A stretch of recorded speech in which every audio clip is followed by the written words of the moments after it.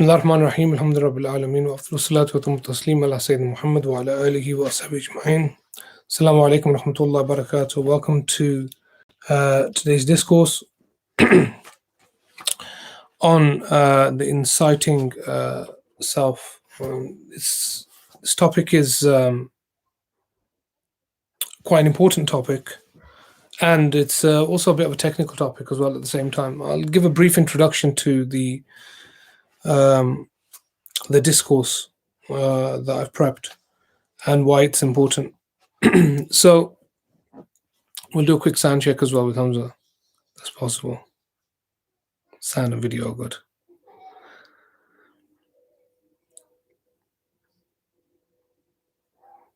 So one of the most interesting concepts or ideas within metaphysics is related to consciousness, something that's beyond the physical. And what consciousness is, in our tradition, we have the idea of the soul and nafs. And consciousness itself, the debate and the discussion around consciousness is an interesting one because clearly there's no kind of scientific, the scientific method doesn't work in terms of trying to figure out or analyze consciousness. There's no way of doing it simply because it's not a material entity in that sense that can be observed. We can observe people, but we can't observe the concept of consciousness, and that's why scientifically speaking, one wouldn't really give it much attention in that sense, simply because it can't be, they can't do anything to analyze it or to, you could say, to further their knowledge regarding it. Most discussions on consciousness are in historically in religion and by religious scholars, and especially spiritualists. Our tradition has something quite unique, of course, because we have revelation, and revelation is the kind of the center of our kind of evidence or source of evidence. So Allah subhanahu wa ta'ala mentions the nafs quite often in the Quran, and I'm going to talk about the word nafs and the word ruh and these types of things as well, the difference between them. Allah subhanahu wa ta'ala, for instance, asks about, in the Quran, says, وَيَسْأَلُونَكَ عَنِ الرُّوحِ. They ask about the soul, say very little knowledge has been given of it. God says, وَيَسْأَلُونَكَ عَنِ الرُّوحِ قُلِ الرُّوحُ مِنْ أَمْرِ رَبِّي, that the soul is from the command of thy Lord, and very little knowledge has been given of it. But then in other verses, Allah talks about the nafs, for instance, and that's what I want to look at today, specifically what we call the nafs ammara bis-su. So Allah says, for instance, in the nafs al-ammaratun bis-su, that indeed the nafs is commanded to do evil or to do bad. But then in other verses, Allah talks about the word ruh again, that He blew into mankind a soul or a ruh. So you have this discussion in the Quran or you have these discussions or these verses where this word nafs and ruh are used. Do they mean the same thing? Do they mean something different? And how do we address the kind of issue related to consciousness? So I want to talk a little about that today, inshallah. Now I'm going to be reading through parts of the great Imam Abdul Khaliq al-Shabrawi's book, a short book on the soul and the degrees of the soul. But before that, I want to kind of tackle these words, the words ruh and the word nafs and things like that. Now, we have different discussions in books of spirituality about nafs and ruh. Imam Kharbuti has some interesting points on it, so I might quote him a little. So he presents this idea that a ruh is essentially the pure soul. And by the pure soul, we mean what we really are, what our essence is our ruh. And that is essentially pre-body, the kind of life that we lived before this in Alam al-Arwah, in this place where all the souls were gathered. He he has this idea that that is essentially ar-ruh. But when it becomes, or when it's connected, or when it enters into this kind of shell, which is the body, al-jasad, it's known now as a nafs, because it has an animal dimension. And one can return to the kind of more angelic or pure form, but in the world, often we are governed by, sometimes governed by the angelic side, but often governed by the animal side. Others, they didn't divide it in that way. They had the idea that there's a nafs, and then the nafs has different degrees. Um, Either the nafs is very kind of right at the bottom, very lowly, debased almost, and that's a nafs that's constantly commanding, being incited to do evil, or it's the most felicitous soul, a nafs radiya, the nafs that's pleased with or content with the Lord's command. And then they have all the different types of nufus in between, nafs mardiya, and all these different types. Today, I just want to talk about the inciting self and why that's important, or the inciting soul. Um, there's a story in the Quran in Surah Yusuf where this word has been used. Now, please bear with me.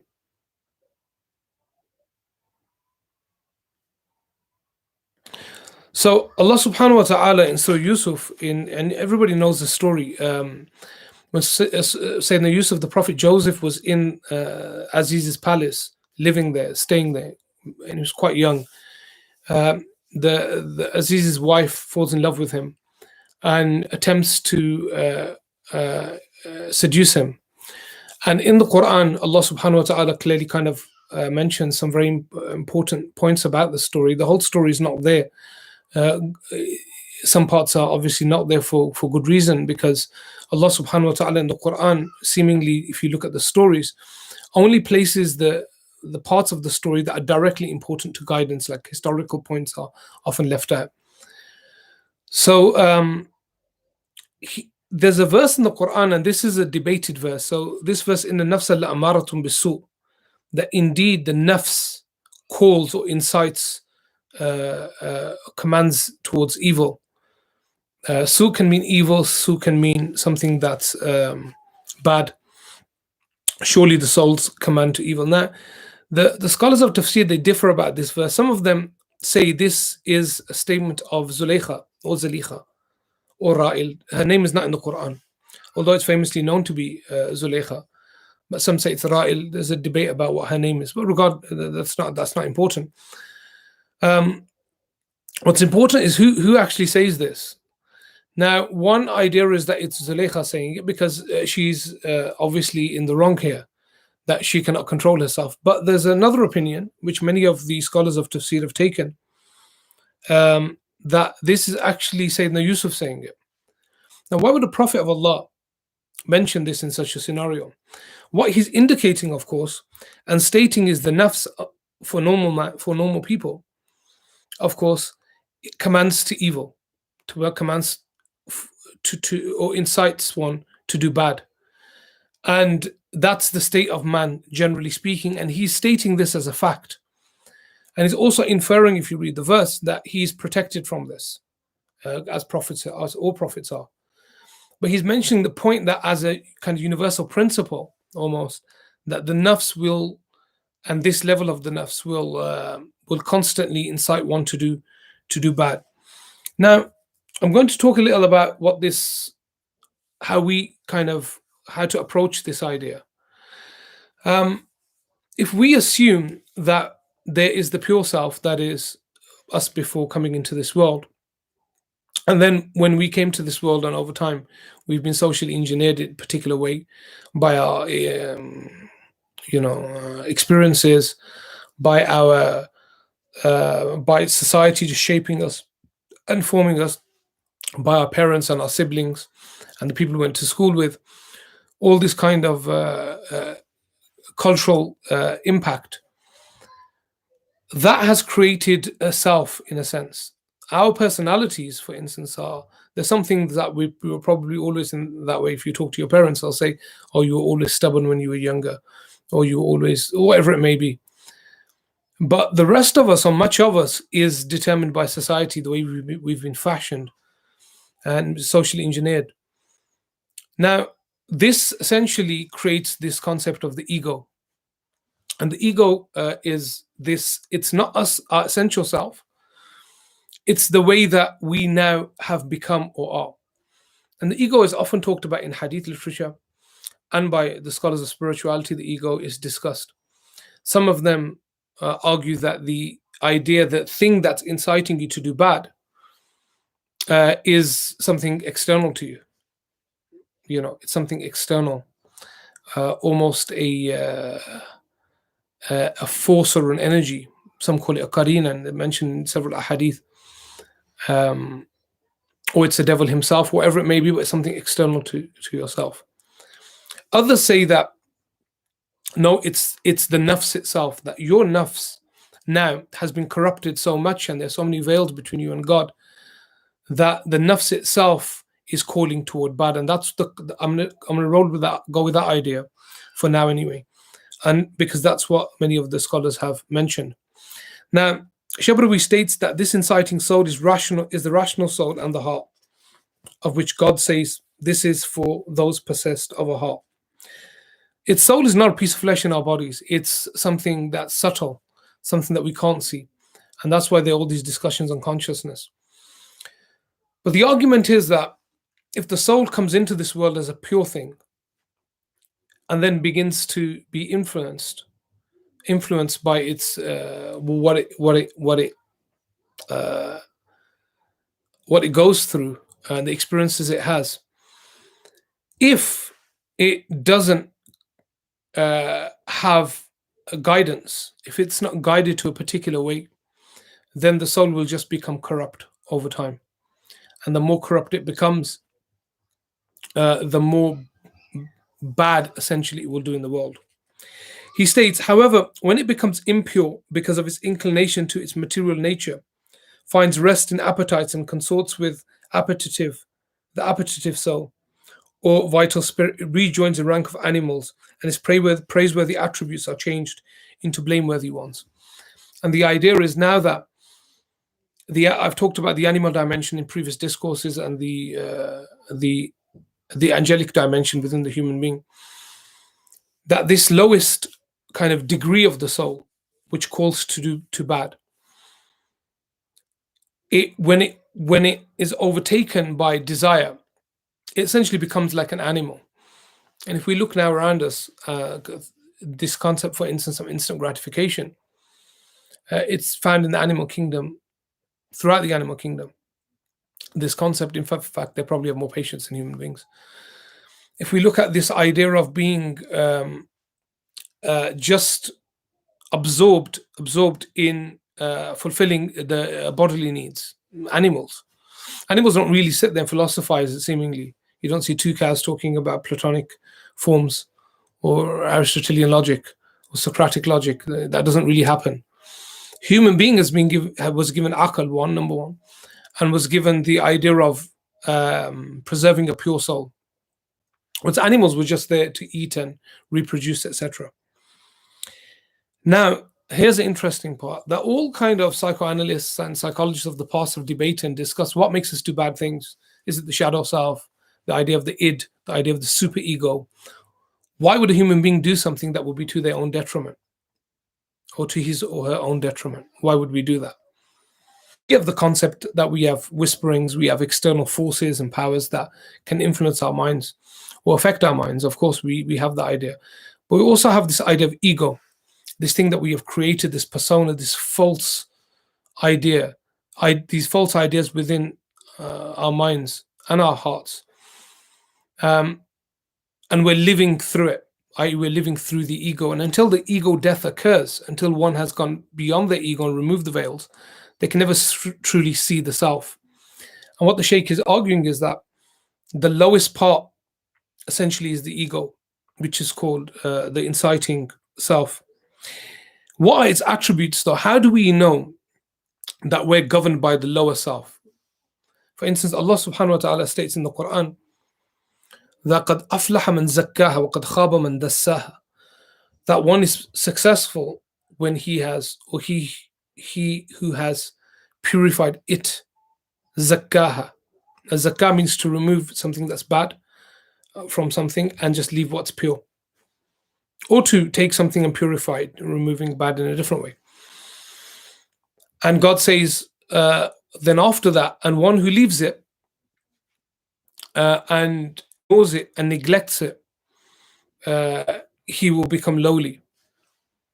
Now, this is the idea that if one doesn't seek to elevate the soul, then you will surely fall into this category. Number one, and the most important thing, that this is the first stage of everybody's nafs, you could say, from the tadrij, or the maratib, sorry, of the nafs. This is the first stage of the self. The first stage is the sinful stage, the stage where the nafs incites one to do bad things. Not everybody goes through that stage. Of course, some people they maintain a good standard of spirituality throughout their lives, but many don't. Many allow their animal nature to overtake the angelic nature. But what are these kind of attributes that we can see clearly when one is in one has an inciting soul? He writes that its attributes then include ignorance, avarice, greed, arrogance, gluttony, lust, resentful envy, distraction, bad character, delving into that which does not concern it, whether by speech or otherwise, mockery, hatred, injurious behavior, whether with the hand or tongue, as well as the other evil soul.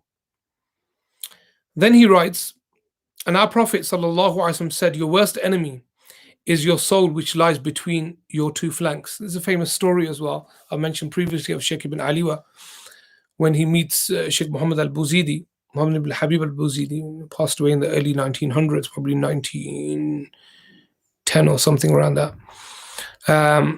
When he talks about charming snakes, and he said the greatest snake that you could charm is between your shoulders, meaning your nafs. And if you can control that, what's meant by that is the animal dimension of it, definitely not the angelic. The Shaykh continues, he writes, this is because it is under the sway of material nature, unable to differentiate between right and wrong, between good and evil. It is solely through that the accursed devil is able to exercise any influence on man. In other traditions, there's a concept of the ego, and the ego is not something that has it doesn't have a cognitive faculties. They argue in these certain traditions, especially in the Buddhist tradition, that the ego is something that's entirely different to you. However, and it's created by society, it's formed through essentially social engineering, your experiences, etc. But it's not the pure self. And everything that you think you are essentially is actually not you, it's the ego. And you're living your life through that prism, which is a very interesting idea, because most of us do live in that way. We live our lives not through the essential self, or the pure self, you could call it, but rather through this type of ego, this nafs al-amara bisu, often. So this is the lowest level. Number two, he then says, oh my brother, and never trust it.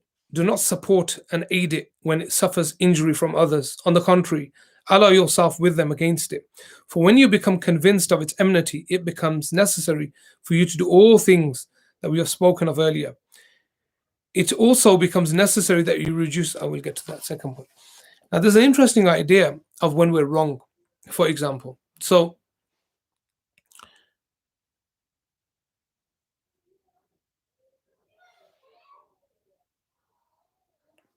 take, for instance, an argument that we have with somebody, and we know that we are defending something that's not correct, that's untrue, that we know deep down that whatever kind of corner we're trying to fight for ourselves, we know that that's based on something that where we are in the wrong.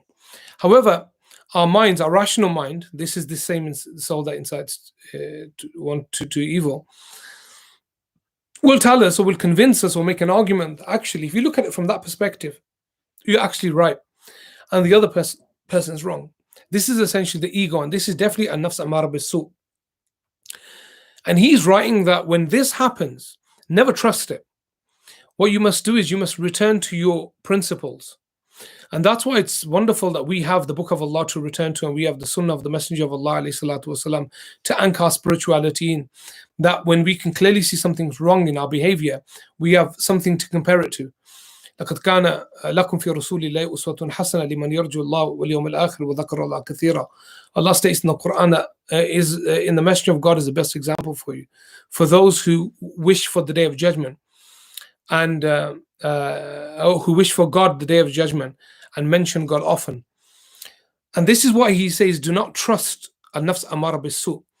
Why? Because if something is clearly forbidden in our religion, or something that has been discouraged, then it's something that is completely wrong within ourselves. And if our nafs is inciting us to do that thing, then we know that this is the lower self. This is the nafs amara bis-su. He then states that there are certain things to do to control this kind of lower nafs. And he mentions a few of them. He says, reduce your food, drinking, and sleep so as to weaken the animal appetitive soul. For when it weakens, it becomes easier for the higher, nobler, and more dignified soul, which is called reproachful, to free itself of it. We're going to get to that in a second, inshallah, what this second category is. There are three things he mentions which are very interesting. One of them, eating and drinking, two if you want to divide it that way. Eating, drinking, and sleeping. Now, one thing that we all love, of course, for most of us, I'm sure there are those who don't, is food. Now, interestingly enough, this is, if you look at the religious class, and by religious class, I mean, although I'm using it flippantly, I mean, well, you know who I mean. Most of them, or not most, I won't say most, because, yeah, you know, in my experience, a lot of them, people, who we deem as religious teachers, etc., and preachers, why there's a consistent, there's a kind of a dominant feature, which is their weight.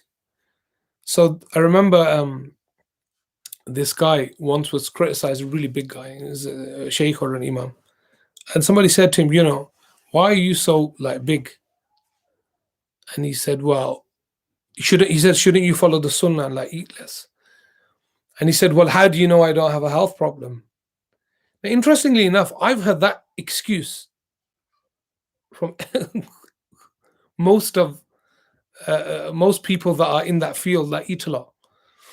And let's be honest, very few people are very overweight because of a kind of a health problem that they can't control. For some reason, all of them have an underactive thyroid.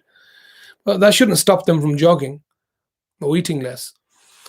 But the interesting point is that, spiritually speaking, we've always had this tradition of controlling what we eat. And the Prophet ﷺ said that the worst vessel that Ibn Adam fills, the son of Adam, is his stomach.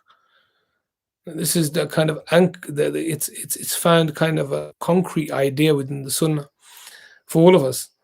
And what the spiritualists and of all traditions always argue is that food, overconsumption of food and gluttony, it will not allow the light to enter, meaning godly light to enter, and will keep us, or will veil us, and which we're going to mention, from these kind of celestial realms. Number two, he talks about sleep. Of course, sleep, it depends how much you sleep, but generally speaking, between 6 and 8 hours is normally healthy. Anything more than that, of course, is probably not recommended anyway. But I suppose in this country, with all the problems and work commitments, family commitments people have, I don't think they sleep that much anyway. But sleep, of course, is a problem as well. But we should probably throw into their procrastination.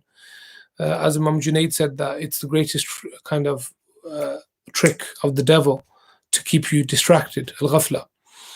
And procrastination should definitely be added to that, because aside from sleeping and eating, procrastination, wasting hours and hours and hours and hours of time, will only darken one's soul more and more.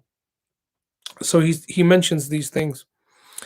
So he says to weaken it. That's number one. The second thing he mentions is that once you weaken it, you have to give the nafs something that will bring light into the soul. And he writes that let your invocation at this stage be La ilaha illallah. And La ilaha illallah is not a word that you need ijazah for, anything like that. Not that you do for reading anything really. La ilaha illallah is an invocation that's for everybody. It's an invocation that one should often recite. La ilaha illallah, a minimum of 1,000 times a day, 1,000 times a day, as many of the ulama have stated. And it's one of the greatest and heaviest of invocations. The meaning of which is that none is to be worshipped by right save God. Allah states, remember me and I shall remember you. The Prophet ﷺ said the following, speaking on behalf of his Lord, I am as my servant thinks I am, and inda dhanni abdi bi, Allah states. And I am with him when he remembers me, meaning my servant. When he remembers me in himself, I remember him within myself. And when he mentions me in an assembly, I mention him in a better assembly. When he draws nearer to me than a handspan, than the span of a hand, I draw nearer to him by the length of an arm. And when he draws nearer to me by an arm's length, I draw nearer to him by 2 arms length, arm span. And when he comes to me walking, I come to him running. This hadith, which is authentic by consensus, indicates the immense merit of remembrance and how small works by the servant are met with divine reward or great divine reward. The Prophet ﷺ said, the likeness of one who remembers his Lord and the one who does not is that of the living and the dead. The Shaykh then argues that if one leaves this form of nafs, and that is to say that if we continue our journey into the darkness, and that is by constantly sinning and kind of a compound effect of that, what happens is veils are removed, veils are placed of darkness. And the more veils that are placed between us and Allah, the more difficult it becomes to see the light of God. And he argues that therefore every day, like the narration of the Prophet ﷺ, that the heart becomes rusty, like metal becomes rusty, and what cleans away the rust is the remembrance of God. Now, interestingly, the first objective for the believer is to move from this form of nafs to the next form of nafs. The next form of nafs is one level higher, and I'm going to finish with this inshallah for the next 10 minutes and close up for questions, is known as a nafsul lawama. The nafsul lawama is a nafs who understands right and wrong. Not only does he understand right and wrong, but it also feels remorse for things that it does that are bad. Whereas the nafs amara bisu often loses the sense of remorse, loses the sense of feeling bad anymore. There's so many veils between that type of nafs and God that it can't see the light at the end of the tunnel anymore. But the nafs lawama, when one breaks out of this form of nafs, when one begins to remember their original purpose, is the self-critical soul. This is a rank or degree of the soul that is critical. And what we mean by critical, it realizes the difference between right and wrong and begins to set a plan or put a plan in place for changing itself and to elevate itself to the next level of the nafs, which is known as a nafs al-mutma'inna. Sheikh Arbuti talks about the nafs that is self-critical. He states, الثانية النفس اللوامة وهي التي تنورت بنور القلب فتطيع العاقل تارة وتؤسي أخرى. That sometimes it does good deeds and then sometimes it sins. But then it feels regretful, فَتُلُومُ نَفْسَهَا, and then it blames itself and says, I shouldn't have done that. But he states it's a soul that some light has entered into, or entered upon, you could say. And then he says that the basis of this soul is kind of a sense of guilt. And then it moves after one has kind of ceased committing major sins, you could say, because the mamba for the place of the self, the entire inciting soul, is major sin. So the first objective for anybody is to stop major sins. One can never leave a state of nafs amara bisu if they're heavily involved in major sins. In that regard, the tawbah should be made constantly. Even if one feels that they can't stop the sin, they should still, after every time they sin, make a tawbah, because maybe that one of their tawbahs is sincere and that Allah forgives them. I heard once somebody say that, oh, somebody constantly sins and makes tawbah, that if they keep doing it, then Allah stops listening to their tawbah. This is completely wrong. It's against the verse in the Quran that Allah is at-tawwab. And the narration, the hadith of the Prophet ﷺ, Allah loves when his servant turns to him after sinning. I don't want to say sins and turns to him after sinning. And this narration, many of the ulama state, this is even if he does it marrat adida, that even if he does it many times. So I want to kind of wrap up here the idea of the inciting self, that the nafs amara bisu is something within us, is almost parasitic in a sense, and it's constantly calling us towards the animal dimension within ourselves, or the animal element within ourselves, and that the objective is to fill our lives with to combat it. One must do, as the Sheikh said, firstly tame the physical through food, appetite. Ramadan's coming, so it'll be easier, and through sleep, but especially appetite. Also, some of the ulama mention mixing with bad people also encourages this nafs to incite you to do bad. Some even state what you see constantly incites that towards that as well, and digital media is obviously one good example of that. Number two, to put something into the heart or to place something inside of the heart, and the very basic level, everybody, all of us should be at least saying La ilaha illallah, one, and sending salawat upon the Messenger of God alayhi salatu wasalam. And then slowly one moves on to the second stage, which is the nafs lawama. Inshallah, in further discourses, I'll begin to discuss the different degrees of the soul beyond this degree, and then try to bring them together as and look at a kind of very systematic way of going from one stage to another, inshallah. So we'll take questions here. No, Hamza, just put on whatever you have.